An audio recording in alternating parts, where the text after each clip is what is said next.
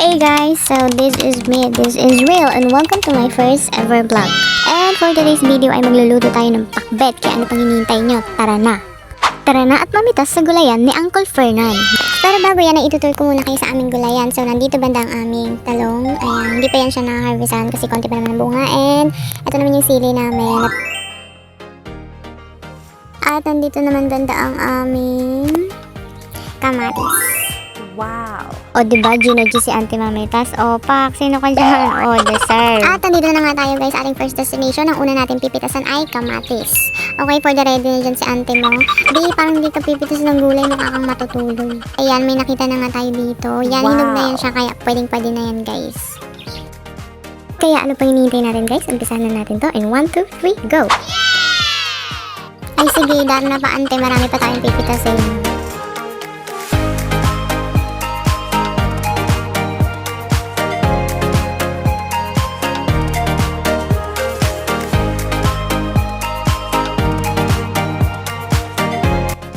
Wow, ito guys, hinog na talaga siya. Perfect to sa pakbet natin mamaya.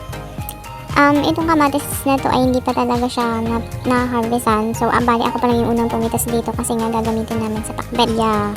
Kaya sabi ni Auntie kanina, pitasan mo na yung kamatis doon, tapos videohan mo na rin para may remembrance. O, di sige, go! At pagkatapos naman natin sa kamatis guys, ay mag-move on na tayo. Yes, mag-move on na tayo dito sa sili. Sili naman ang pipitasin natin. Yung mga ganyan lang talaga kalalaki ang pipitasin natin. Kasi hindi naman pwede yung maliliit. Kasi lalaki pa yun. Ako lang talaga yung hindi lumaki. Oo na. Uy, ba't nagagalit? Ba't ba ako na nga lang dito sinasaktan ko pa yung sarili ko? So ito guys, yung isang puno ng sili, alam nyo ba, halos 1 kilo na yung makukuha nyo dyan. Uy, sobrang na hindi naman. Sobrang dami niya kasing bunga guys. Tamo, ang daming bunga ng puno na yan. Tagal kong pinitasan, mga 15 minutes. Sobrang na. Uy, ayan, ganyan kasi Auntie, mamamatay na sa gutom yung mga kakain, hindi ka pa nakakapitas. Ngayon, ang pipitasan naman natin ay itong talong. Maliliit pa lang to, so hindi pa talaga ito na-harvestan. Pero may mga iilan na rin naman siyang bunga, kaya hanapin natin. Nakikita niyo ba guys? O doon daw banda, go. Kasi nga Auntie, ang hirap talaga hanapin yung mga bunga niya kasi nga, ulit-ulit? Hindi, kasi, inulit na naman. Okay, kasi nga, ilan pa lang yung bunga niya talaga. Ayan, ilang gulay pa ba ang pipitasin ko nang matapos na itong video na to? Uy, tinapos agad, lulutuin pa natin yan, Auntie. Tapos, napag-isip-isip ko, pwede na rin siguro ito mga Auntie. Kasi gutom na ako, mauubos ang oras natin sa pagpipitas ng gulay eh. Kaya go, lutuin na natin to. And yes, we officially finished na pagpipitas. Ngayon naman ay magluluto na tayo kasi hanas na si Auntie mo. Haggard ba si Auntie, hindi man kasi ako na-inform na magbablog na yun. Tama na nga itsura ko. O diba ang saya?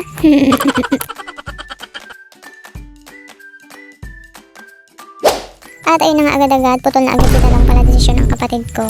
Syempre, bago magkahiwaan ng lahat, hugasan muna natin tong mga to.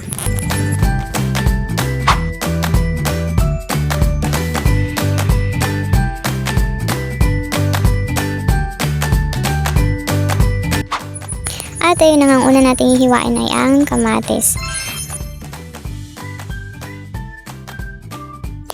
At alam niyo ba guys, syempre hindi pa, chika pa lang alam niyo ba na first time ko lang magluluto ng pakbet ngayon. And yes, sa tinagal-tagal ko nabubuhay sa mundo at sa tinagal-tagal namin nagugulayan ay ngayon lang ako magluluto ng pakbet. Go! So ayan, nakikita nyo naman dyan yung ating mga gulay. Meron na tayong kamatis, check. Talong, check. Sitaw, check. Ano pa ba? Ampalaya, check. Sili, check. Huy, nag-check ng attendance. Ayan, pwede hiwa muna si Auntie ng pag-ganun, pag-ganyan. Ano pa bang hiwa to? So maghihiwa naman tayo ngayon ng sibuyas. Magkakaalam ko sibuyas lang naman ang halo nito kasi kailangan lagyan natin ng bawang at luya. Nangyari dun. Tapos super life-changing tong ambag ng 2 okra guys. So 2 okra lang talaga yung halo ng pakbet namin. And next nating hiwain ay sitaw. Tapos, at this point guys, madaling-madali na sila kasi nagugutom na raw. Ano gagawin? Nagbibidyo nga habang naghihiwa. Kung tinulungan sana nila ako mag-video, di mas madali, di ba? Uy, nagalit na. Hindi, charis lang. Ayan, tapos natin hiwain ng sitaw, kamatis. Ito na yung pansahog natin. Inihaw na lang. Yes, sarap. At pagkatapos ay isa-satin na natin to sa ating kaserola. Unahin natin ng kamatis. Tapos ang ating sahog, ang dalag. Ayan, nauna na siya dyan. And then the sibuyas. Uy, arte naman. Talong, ayan, ikakamada lang natin siya ng maigi para magkasya kasi parang maliit yung lalagyan natin guys. Kaya kailangan talaga natin ipagsiksikan tong mga gulay na to sa kaserola na to. Huwag lang natin ipagsiksikan yung sarili natin sa taong din naman tayo mahal. Go! Okay, mag-check na ulit tayo ng attendance. Sili, check. Ayun, hindi ko na alam guys yung tama pa ba itong pagkakasunod ng kamado ng ginagawa namin. Ang palaya, check. Parang hindi ko na to luto. Parang luto na to ni Uncle. Sitaw, check. Ano ba yan? Pero parang mas nauna dapat yung ampalaya bago yung talong. Ay, okay. Ayun, ulit na si Betsy. Nilagyan na ng tubig yung bagoong. Tapos ayun, ready na yung kalan. Ako na lang hindi. Sandal. Okay, we're gonna put this bagoong na sa kaserola. And then, ayan. Tapos, oh, ayan. Isa lang na. Go. Okay, isa lang na natin to sa umuusok na kalan. Oh, umuusok lang siya kasi nga wala naman yatang apoy. Meron naman pala. Konti lang. O, diba? Napakaangas. Ang laki ng kalan mo. Ang liit-liit ng kaserola. Paano magkakasya yan? Ayan. Lagyan lang ng bato. Palag na yan. Go. Tapos balikan na lang natin yan naman. May tanim din pala kaming pipino dito mga ante. Ayan, namitas kami kanina. Halos ganyan siya lumalaki. Tapos minsan mas malalaki pa dyan. Parang upo na siya. So, ito yung puno niya mga ante. Ganyan ang itsura. Ang tanim lang namin na ito guys ay isang tudling lang siya. Meaning isang linya lang siya pag ganun. Ito naman yung sitaw. Hindi ko lang alam kung ilang tudling yan guys. Bilangin ko na lang pag may time. Kasi I'm nasya-shy pa. Kasi first time ko lang bago guys mag-vlog. Uy! Ate! Oh, anyways, balik na tayo dito sa ating niluluto mga auntie. So, kapag ganito nakaitim ng kaserola natin, ibig sabihin, mag-iisis tayo pagkatapos. Uy, anong tayo? Ako lang talaga.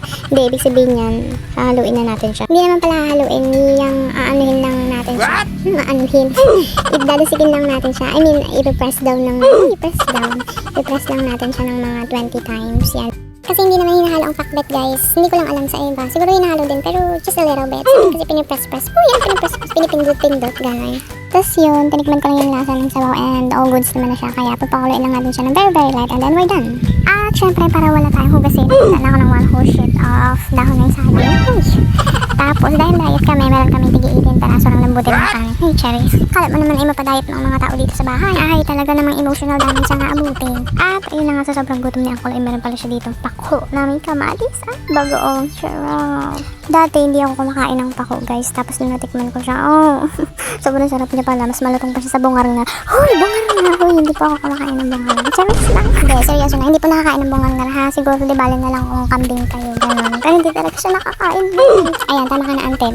At luto na ang ating akbet. Yes, ayun na siya guys. At syempre kaabang-abang dito ang sahog. Yan lang talaga kakainin ko. Hoy, hindi. Kakainin natin lahat yan siya. Lahat ng gulay na pinitas natin sa gulayan ni Uncle Fernan. Pero mas mukhang masarap talaga yung sahog. Kaya ano pang hinihintay nyo guys, mga ante, mga uncle, kain po tayo.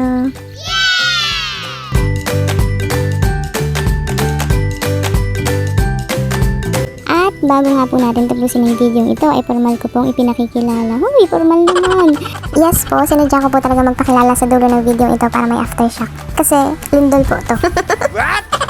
Formal ko pong ipinakikilala ang aking sarili. My name is Venus Odal Rosario from San Francisco, California. Cheers! From San Francisco sa Blayan Occidental, Mindoro. And yun lang po muna, saka na yung iba. And also, I would like to thank our sponsors. Uy, sponsor! Wala pa po. Siyempre, bago pa lang tayo. Pero siyempre, nagpapasalamat po ako sa mga nanood at mga manonood pa lamang ng video ito. Since bago pa lang po tayo sa mundo ng vlogging, I'm looking forward po sa support ninyo by keep watching, keep sharing, and please keep me. Uy, walang ganun. Mayayari tayo eh.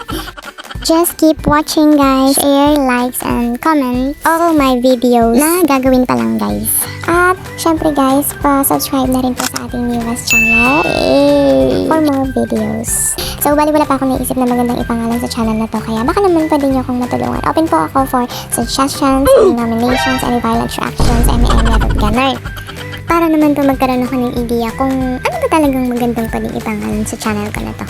Na very mindful, very demure, very unique, very stunning, very outstanding. Tama na din dami sinasabi. Kaya abangan ko yan guys sa mga comments niyo sa baba sa video ito.